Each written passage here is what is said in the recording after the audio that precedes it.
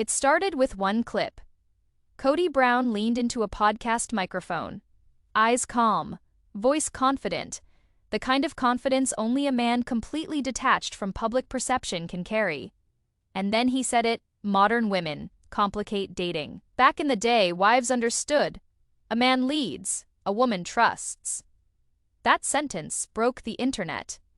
It came in quietly, almost unnoticed, on a small podcast called Man Up Mondays. But by nightfall, TikTok stitches started popping up. By morning, the Reddit threads were spiraling. Twitter, or rather X these days, had already crowned it the most delusional take of 2025.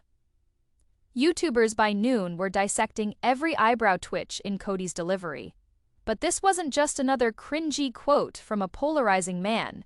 It became something more a flashpoint. Behind that one liner lay a buried truth, a pattern that had stretched years, from polygamous wedding ceremonies to emotional abandonments on national television. Kody wasn't just giving advice, he was exposing how he'd always seen relationships. And that hit a nerve, with fans, with critics, and with his own family. Gwen Brown, his outspoken daughter, tweeted within hours, "If this is your idea of leading, then no thanks. My generation's built different." Christine was more subtle. On Instagram, she posted a single story, a black screen with white text that read, "Trust isn't given, it's earned and broken." But Meri went live. She didn't name him, sitting in the back office of her boutique, but she didn't need to. "There's something profoundly disturbing," she said, her voice slow, measured, "about someone giving advice they couldn't follow themselves." The comment section blew up.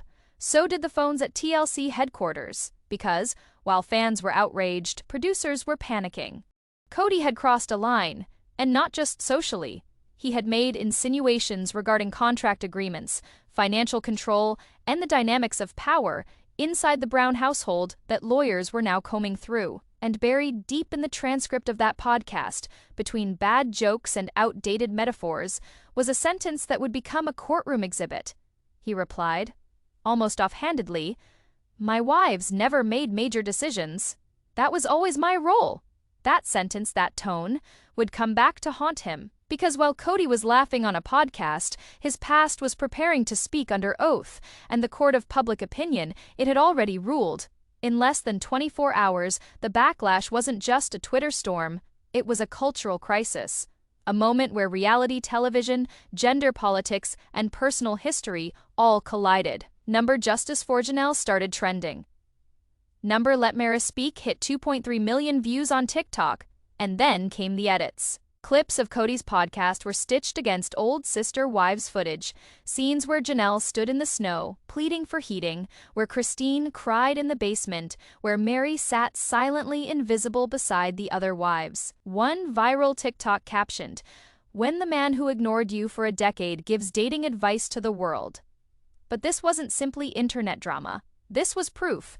Because what began as social backlash quickly morphed into legal turbulence. Janelle's attorney filed a preliminary complaint, Faye unpaid royalties from the Sister Wives franchise, Faye profit-sharing violations, Faye unjust enrichment through public image. And Christine, she didn't sue. Not yet. She did something worse. She leaked footage. Unreleased TLC clips that never aired show a tense family meeting in which Kody declared, "If you don't follow my lead, there is the door. I won't beg any of you to stay." The footage